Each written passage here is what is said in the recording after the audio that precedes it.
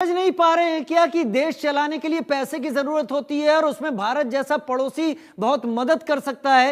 ये पैरों पर क्यों कुल्हाड़ी मारने का शौक मोहम्मद यूनुस को आ गया है और ऊपर से तुर्रा ये कि प्रोपोगेंडा है साहब।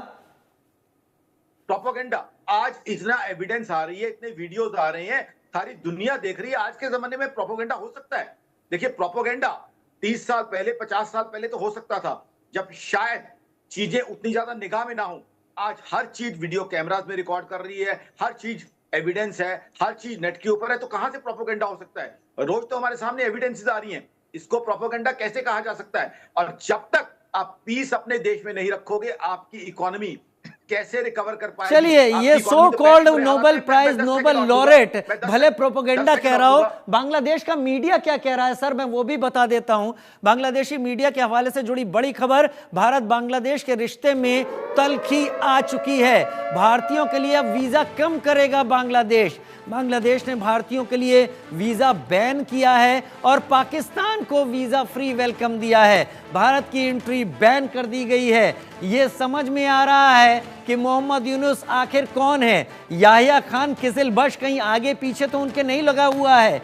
शेख मुजीब को पूरी तरीके से तबाह कर देने के बाद अगर बांग्लादेश पाकिस्तानियों के लिए खोल रहा है तो बहुत जल्दी बांग्लादेश भी पाकिस्तान बनने की तरफ आगे जा रहा है। मैक्रो इकोनॉमिक्स का नोबेल जिस भी कमेटी ने दिया था, वो सारे के सारे आज सिर पीट रहे होंगे कि किसे मैक्रो इकोनॉमिक्स का नोबेल प्राइज दे दिया, जो बड़े फॉर्म में एक कंट्री की इकोनॉमिक्स को तबाह करने पर जुट गया है। नाम है मोहम्मद यूनुस और वो शख्स लगातार कहता है कि ये तो प्रोपोगेंडा हो रहा है। जहां पर बिजली भारत से जाती है और 2 साल का पैसा चुकाने की औकात नहीं होती, वो अब भारत के लिए ऐसी बात कर रहा है।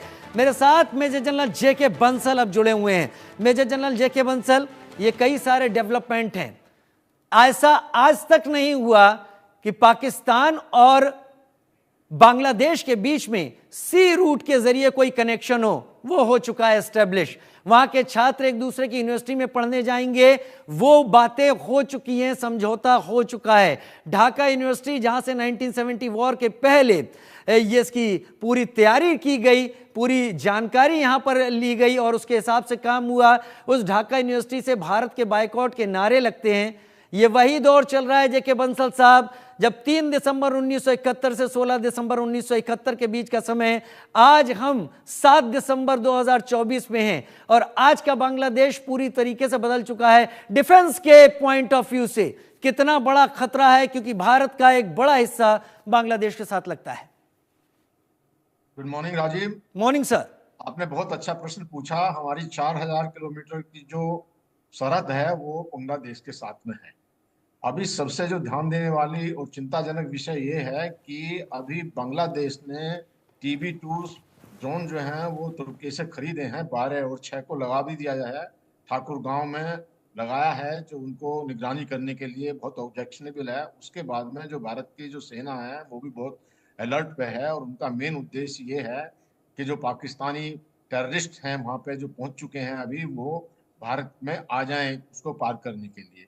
तो ये जो एक बहुत बड़ा वहाँ पे जमात इस्लाम जो है वो पहले से ही है वो, लेकिन शेख हसीना के टाइम में सप्रेस था, उसके ऊपर बैन लगा हुआ था। वो बैन हटा दिया गया है सरकार ने और बहुत सारे जो आतंकवादी हैं उनको छोड़ दिया गया है। तो इनको सबको देखते हुए और जो इनका ये संबंध बन रहा है पाकिस्तान का और इनका है, तो ये सब बहुत खतरनाक है। और आप ये देखिए जो ये तख्ता पलट हुआ है, इसमें जो डीप स्टेट भी इन्वॉल्व है, पाकिस्तान भी इन्वॉल्व है, सबने मिलकर जो ये किया है। तो ये जो अब जो यूनुस है वो पपेट है, कठपुतली है किसकी? जो इस्लामी जो कट्टरपंथी है उनकी है, जो ISI है उसकी कठपुतली है, वो डीप स्टेट की कठपुतली है, वो स्टूडेंट्स की कठपुतली है, वो जो है वहाँ की सेना की कठपुतली है। तो वो कुछ कर ही नहीं सकता। जब वो कुछ कर नहीं सकता, सेना अपना रोल प्ले कर रही है, वो अपनी पपुट सरकार बनाना चाहती है, वहाँ फेयर इलेक्शन हो ही नहीं सकते। अभी जो अवामी लीग है उसको सप्रेस कर दिया गया है, उसको डिसबैंड कर दिया गया है। तो अभी जो जो एक उनकी पार्टी है खालिदा जिया की, वो भी जो उनके भी सब कट्टरपंथी हैं। तो एक बहुत बुरा हाल, बहुत बुरा माहौल वहां पर बना हुआ है।